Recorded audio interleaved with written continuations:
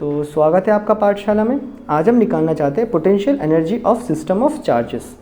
अब देखो, एक सिस्टम का बात चल रहा है, डन। सिस्टम है मतलब यहाँ पे ऑलरेडी सोर्स चार्ज नहीं है, डन है, ये बातें क्लियर है।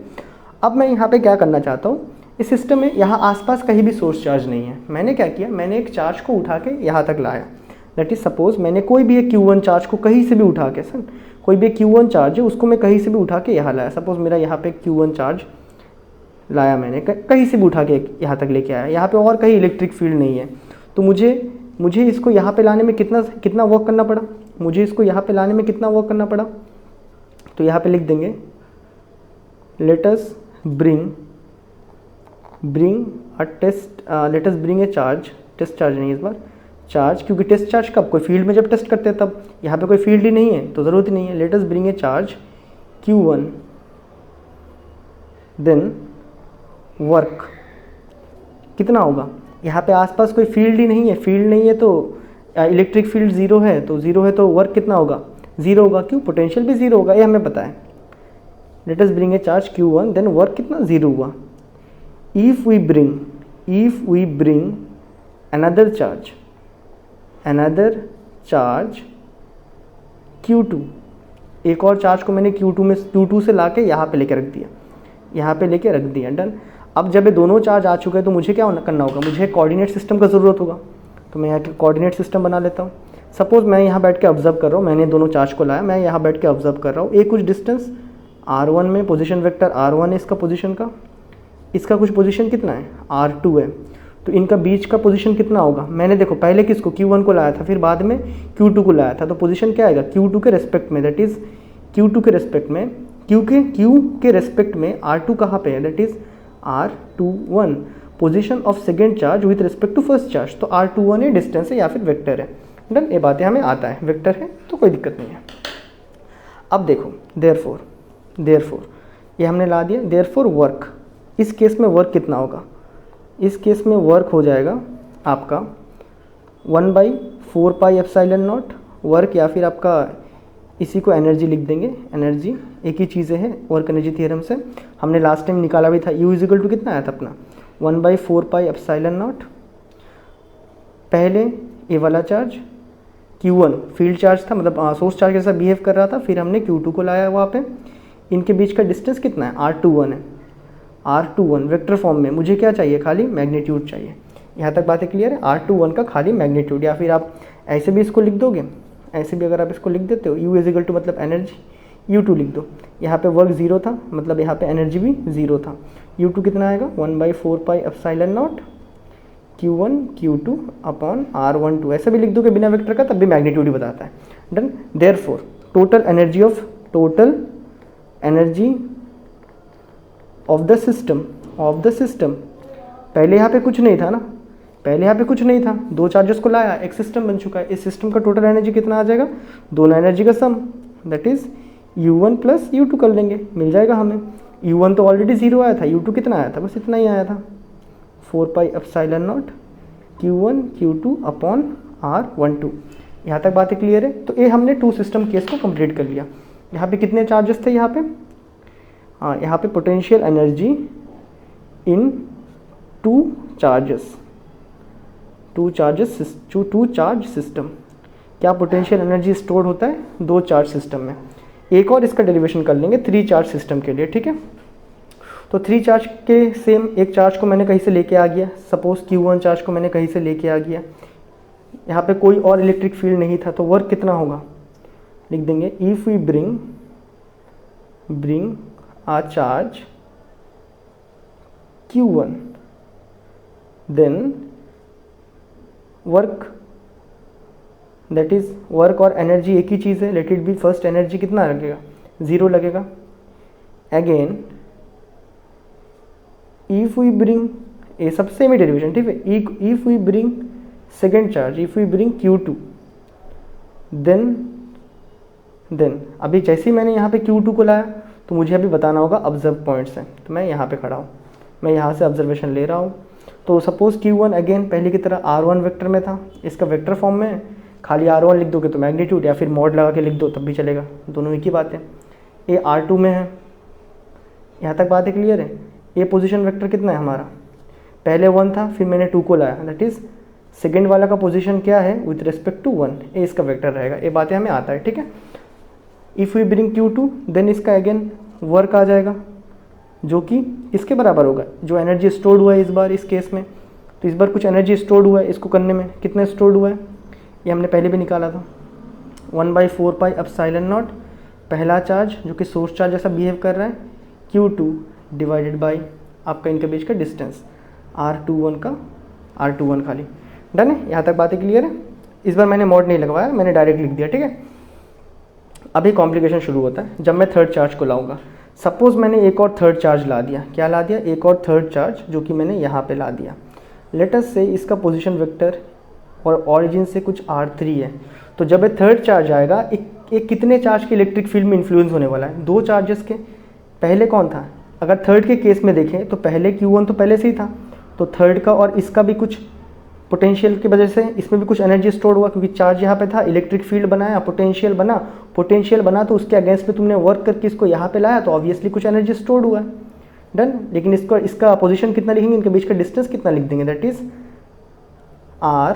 थर्ड का पोजीशन क्या है विथ रिस्पेक्ट टू 1। सिमिलरली जब मैंने थर्ड को लाया तब पहले से Q2 भी था, इनका पोजीशन को हम कैसे लिखेंगे, इनका पोजीशन के लिए आपको इन दोनों को ज्वाइन करना होगा, ठीक है, इन दोनों को ज्वाइन करना है। दैट इज इन दोनों को जब आप ज्वाइन करोगे तो पहले सेकेंड वाला था, बाद में थर्ड वाला आया, तो क्या लिखोगे, आर थर्ड वाला आया, थर्ड वाला कहाँ पे है और सेकेंड वाला कहाँ पे है, वेक्टर फॉर्म में हमने लिख दिया। सो यहाँ पे important again, when we bring जब हम ब्रिंग करते हैं Q3 देन जो वर्क हमें करना पड़ता है वही एज ए स्टोर होता है एनर्जी। कितना, इसको लिख लेंगे, पहले ए वाला भी कुछ इसके वजह से, फील्ड की वजह से कुछ एनर्जी स्टोर होगा, इसके फील्ड की वजह से दैट इज पोटेंशियल की वजह से, Q2 के पोटेंशियल की वजह से भी कुछ एनर्जी स्टोर होगा, क्योंकि हम दोनों के बीच में मूव करवा रहे हैं। तो यहाँ पे U3 कितना आ जाएगा आपके पास, वेरी केयरफुली। फर्स्ट इन दोनों के बीच में 1/4 पाई एप्सिलॉन नॉट, ये सोर्स चार्ज बिहेव कर रहा है, ये एज ए टेस्ट चार्ज जो कि फील्ड में आया है, ठीक है, Q3 डिवाइडेड बाई इनके बीच का डिस्टेंस R31, ये मैंने लिख दिया एक, प्लस इस केस में ए चार्ज भी यहाँ पे, तो उसका भी फील्ड में, उसके पोटेंशियल में आने वाला है, उसका भी कुछ पोटेंशियल का रेंज होगा उसके अंदर, इसको भी डिस्प्लेस करवाना पड़ा मुझे, तो उसकी वजह से कितना आ जाएगा, सेकेंड Q2 की वजह से कितना आएगा, 4 पाई एप्सिलॉन नॉट। इस केस में जब मैं Q2 को कंसिडर कर रहा हूँ, ये तो था, इसका तो हो चुका है पार्ट में, इसके केस में Q2 as a source charge behave कर रहा है, that is Q3 divided by इनके बीच का पोजिशन R32। यहाँ तक बातें क्लियर है। देयरफॉर आपका टोटल एनर्जी कितना होगा, therefore total energy of the system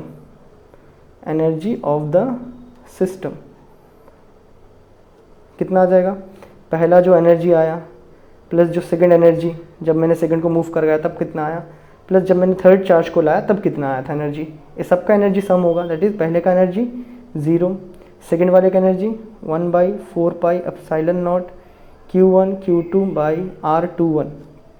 done.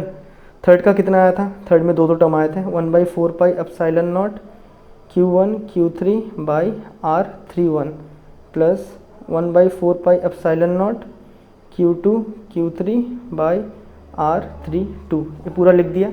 अगर तुम देखो सब में क्या है, 1/4 पाई एप्सिलॉन नॉट कॉमन है, तो इसको बाहर निकालो, ठीक है। फाइनली 1/4 पाई एप्सिलॉन नॉट हम बाहर निकाल रहे हैं, ये नेट एनर्जी है, ठीक है, निकाल देंगे तो अंदर क्या बचेगा, Q1 Q2 R21 प्लस यहाँ पे Q1 Q3 R31 plus Q2 Q3 R32। Done है, ये बातें आ जाएंगे। कहीं कहीं आपको 1 2 भी देखने मिलेगा, उसका मतलब कुछ ज़्यादा नहीं होता है, वो एज ए पोजीशन यहाँ पे मान रहे हैं। देखो यार, पोजीशन तुम यहाँ से मानो या पोजीशन यहाँ से यहाँ मानो या यहाँ से यहाँ मानो, अगर डायरेक्शन का बात ही नहीं है तो दोनों सेम ही है ना, लेंथ तो क्या होगा, सेम ही होगा, उसमें कोई फ़र्क नहीं पड़ता। कहीं कहीं भी इसको आपको R12 भी देखने मिलेगा, उसमें कोई फ़र्क नहीं पड़ता है। As energy is scalar quantity, अगर ज़रूरत नहीं यहाँ तक लिख दूंगा चलेगा, लेकिन किसी किसी को डाउट रहेगा तो उनके लिए, ठीक है, अगर उनका स्कूल में ऐसा नहीं लिखा है तब, as energy is a scalar quantity, so R21 मानो या R12 मानो, ये दोनों सेम है। पोजीशन क्या है, तुम यहाँ से यहाँ पोजीशन देखो, ये यहाँ से यहाँ पोजीशन देखो, लेंथ ही तो नाप रहे हो ना, दोनों सेम है, लेकिन ये बस वेक्टर फॉर्म में था। डन है, वेक्टर फॉर्म में मैंने पहले भी आपको ऐसे करके बताया था, इसलिए मैंने इसी को यूज़ कर लिया। डन, तब भी आपका यूनिट कितना आ जाएगा, जब ये दोनों सेम ही होता है तो इसको अगर आप चेंज भी कर लोगे थोड़ा सा, जब दोनों सेम ही होता है इसको अगर थोड़ा सा हम चेंज भी कर लेंगे, that is 1/4 pi epsilon not Q1 Q2 same, बस मैं पोजीशन को यहाँ पे 2 1 था, इसको तो 1 2 लिख दो, तब भी कोई फर्क नहीं पड़ता, क्योंकि वेक्टर में थोड़ी ना देख रहे हो। वेक्टर में देखोगे तब आपको एग्जैक्टली लिखना पड़ता है कि कहाँ से कहाँ मूव हो रहा है, डायरेक्शन के साथ लिखना बताना पड़ता है। ठीक है, अब तो बस यार स्केलर स्केलर बात कर रहे हैं, तब क्या ही फर्क पड़ता है। 3 1 को आप 1 3 भी लिख दो, तब भी कोई फर्क नहीं पड़ता है। ठीक है, Q2 Q3 को आप 3 2 या 2 3 लिख दो, कोई फर्क नहीं पड़ता है। डन है, ये बातें तो क्लियर है आपको। डन है, तो यही था आपका potential energy of system of charges. अब देखो एक इम्पॉर्टेंट नोट जो मैं लास्ट में बताना चाहता हूँ आपको, ये जो एनर्जी है ये सारे चार्जेस के पास है। कहानी कुछ ऐसा है, मान लो कि ये एक चार्ज है, इसको मैंने यहाँ पे लेके रखा, एक चार्ज यहाँ इसको लेके रख दिया, एक चार्ज यहाँ इसको लेके रख दिया, तो इनके पास मान लो 10 कुछ some sort of 10 joules of energy है।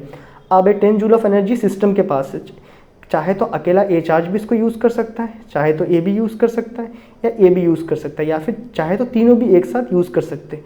एक सिस्टम का है, ठीक है, कोई भी एक पर्टिकुलर चार्ज का नहीं है कि जैसे खाली Q1 का एनर्जी नहीं है, ये क्या है पूरा सिस्टम का है। जैसे आपका परिवार में होता है ना, आप कमा रहे हो, मतलब आप तो अभी नहीं कमाओगे, कुछ दिन बाद कमाओगे आप, फिर पापा कमाएंगे, मम्मी कमाएंगे, फिर एक जगह लाके पैसे को डिपॉजिट कर मतलब रख दोगे घर में, फिर क्या होगा, किसी को भी ज़रूरत पड़ेगा वहाँ से पैसा निकाल के काम में लाएगा, फिर और किसी को ज़रूरत पड़ेगा वहीं से पैसा लेके यूज़ करेंगे, फिर कोई आएगा वहाँ पे स्टोर करेंगे। डन है, तो ऐसे करके क्या होता है, वो जो पैसा है वो किसी एक जन का नहीं है, वो क्या है एज ए फैमिली का है। फैमिली मतलब सिस्टम का है।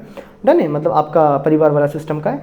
और इस केस में जो एनर्जी इन लोग स्टोर कर रहे हैं, जब हमने यहाँ पे काम करवा के रखा है, तो एनर्जी क्या है इस सिस्टम का है, ये कोई पर्टिकुलर Q1 Q2 Q3 का नहीं है। वो चाहे तो यूज़ कर सकते हैं, नहीं तो चाहे तो सब मिलके भी यूज़ कर सकते हैं। क्यों, वो पैसा सबका है, मतलब वो एनर्जी सबका है। डन, तो यहाँ पे इंपॉर्टेंट लिख देंगे, total energy belongs to system. जो टोटल एनर्जी वो सिस्टम का है, not to a particular charge.